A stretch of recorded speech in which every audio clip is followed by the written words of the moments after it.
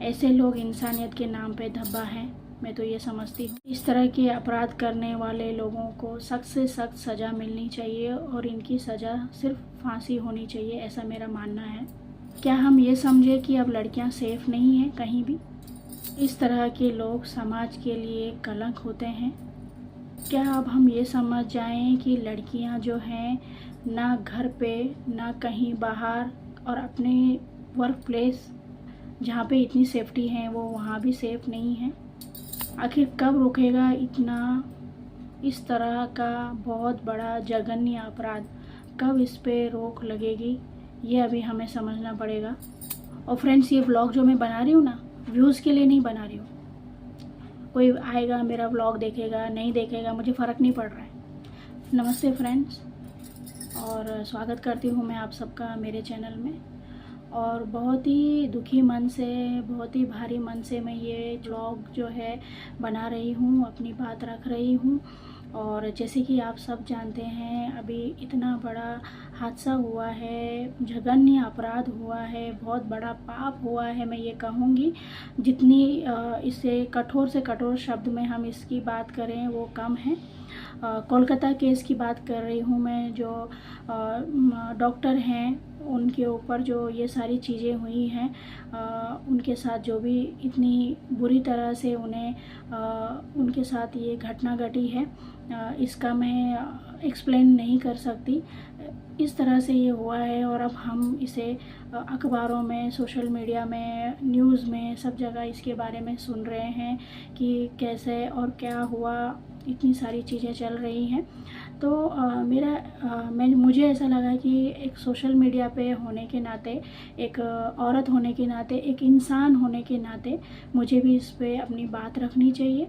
मेरी ये बात है, जो मेरे ये विचार हैं, जो मेरे दिल से निकल रहे हैं, ये आप लोगों तक पहुँचे और आप लोगों को भी ये एहसास हो कि ये कितना बड़ा अपराध हुआ है एक औरत के साथ, उसकी मर्यादा के साथ, उसकी आत्मा के साथ। इस तरह से ये चीज़ें हुई हैं और मुझे तो ऐसा लगता है ना, अभी इंसानियत मर चुकी है, किसी के अंदर अभी इंसानियत नहीं है।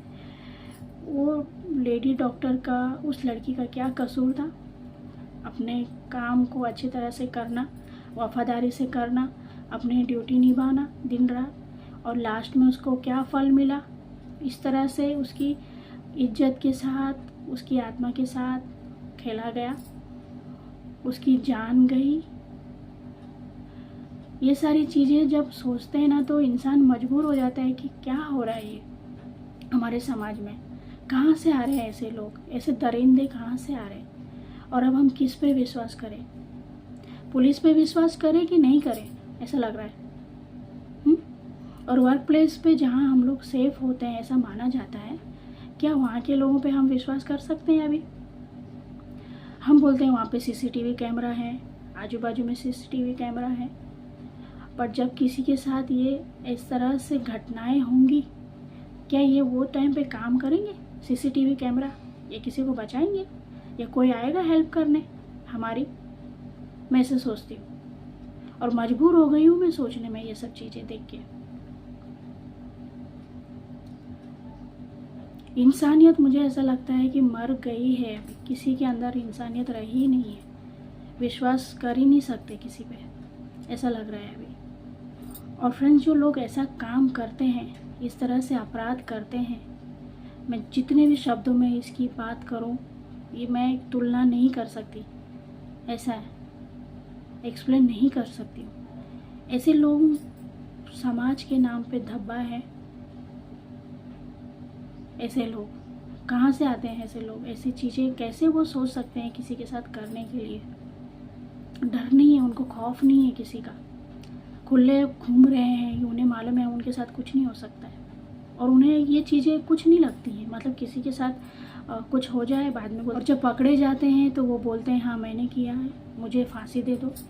अरे फांसी दे दो, लेकिन तुमने तो किसी की जान ली है, किसी की तुमने आत्मा को ठेस पहुंचाया है, तुमने उसकी इंसानियत, तुमने उसकी आत्मा अंदर तक तुमने उसे तोड़ दिया है। तुम्हारे लिए अपराध क्या हुआ फिर? अपराध हुआ कि नहीं हुआ? हुआ ना। बस बोल दिया कि हाँ मैंने किया है और मुझे फांसी दे दो, जो करना है करो। लेकिन उनके परिवार का क्या होगा, उसका क्या होगा, उसके माँ बाप ने उसको कितने उसके ऊपर इतना अपना मतलब पूरा लाइफ न्योछावर कर दिया, उसको पढ़ाया लिखाया, उसको इतना काबिल बनाया कि वो डॉक्टर बने, लोगों की सेवा करे, इंडिपेंडेंट बने। उसका तो लाइफ तुमने छीन ली ना, और अब तुम बोलोगे कि हाँ मैंने किया है, चलो मुझे फांसी दे दो। इतने इजीली बोल देते हैं ऐसे लोग। तो यही चीज़ तुम सोचा करो ना, जब ऐसी चीज़ें होती हैं तो करने से पहले सोचना चाहिए कि इसका अंजाम क्या होगा और क्या हो सकता है, समाज में कैसा असर पड़ सकता है। और फ्रेंड्स, मैं तो ऐसा बोलूँगी कि ऐसी लोगों को जो हैं, ऐसे जो ये अपराध करते हैं, ये महापाप करते हैं, ऐसे लोगों को फांसी की सज़ा देनी चाहिए। तुरंत के तुरंत फांसी की सज़ा दे दो। उसे बैठा के रखो अपने पास, इतने महीनों तक रगड़ा के रखो, केस को रगड़ रगड़ के इतने दिन हो जाते हैं, कोर्ट कचहरी यहाँ वहाँ आना जाना, सामने जो विक्टिम है उसके परिवार परेशान हो जाता है कि कब हमें इंसाफ मिलेगा। इंसाफ होने के नाम पे उनको तारीख पे तारीख मिलती है।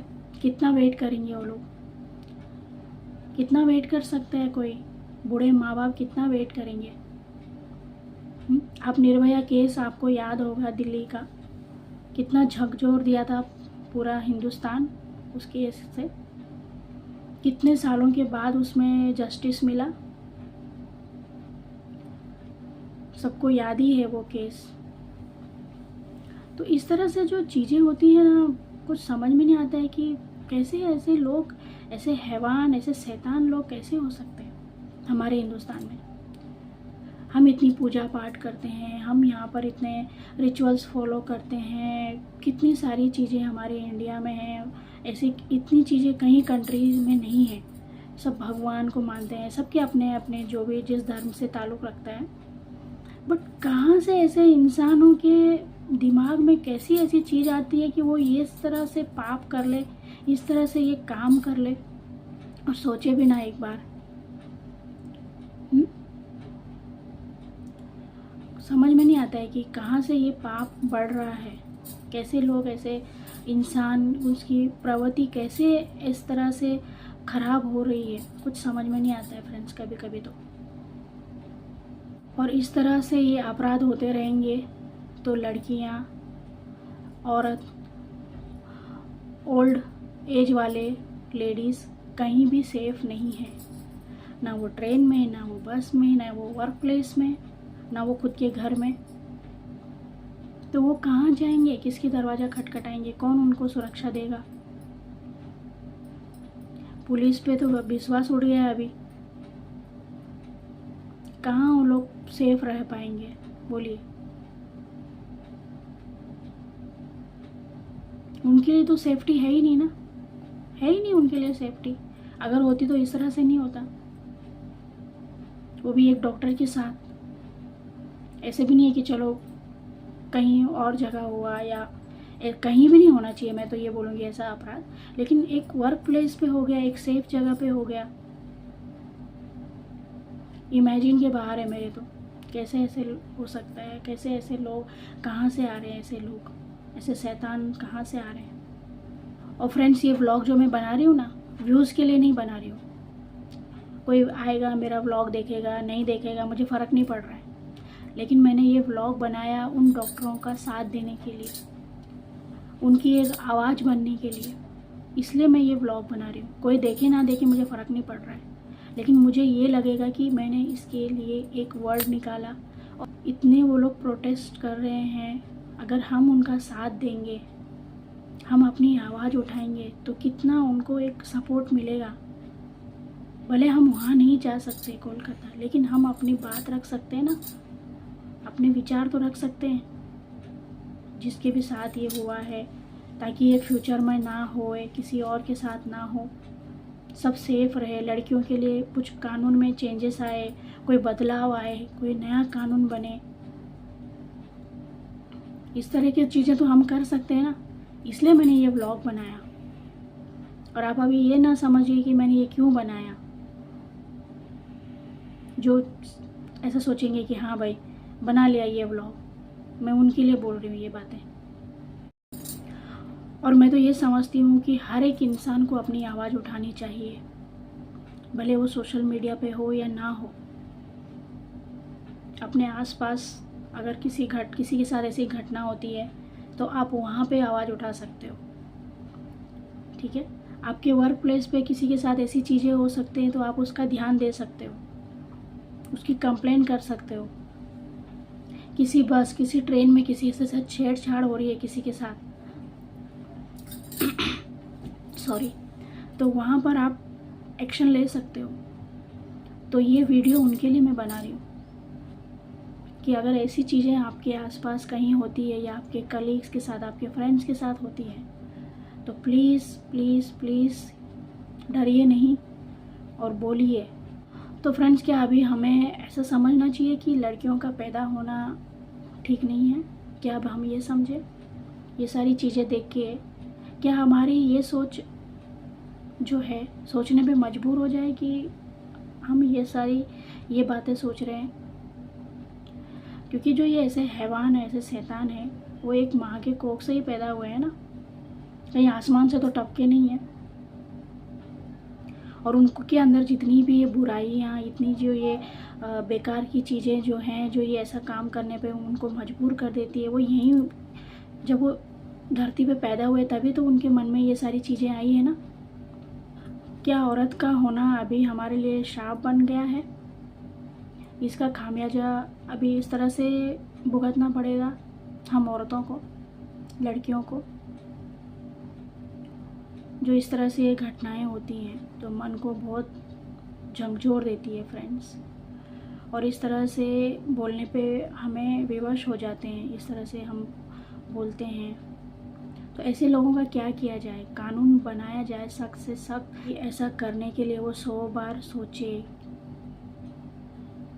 उसकी रूह कहाँ पे? अगर वो ऐसा सोचता भी है कि मैं ऐसा करूँ किसी के साथ, तो वो डरे।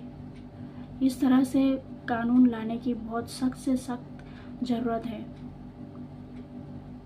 भी थोड़े दिन पहले ही हमने इंडिपेंडेंस डे मनाया है, लेकिन अब मुझे ऐसा लगता है कि इंडिपेंडेंस डे मनाया हमने, बट क्या हम लोग स्वतंत्र हैं? नहीं है ना। क्योंकि इस तरह से चीज़ें जो हो रही है तो स्वतंत्र तो हम लोग कहीं भी नहीं है। वर्क प्लेस पे नहीं है, गाड़ियों में नहीं है, ट्रैवलिंग करते समय नहीं है, कहीं घूमने जाते समय नहीं है। कब कौन सा हादसा हो जाए किसी ने सोचा भी होगा? ऐसा सोच भी नहीं सकते कि हाँ ऐसा हो जाएगा किसी के वर्क प्लेस पे, सेफ जगह पे।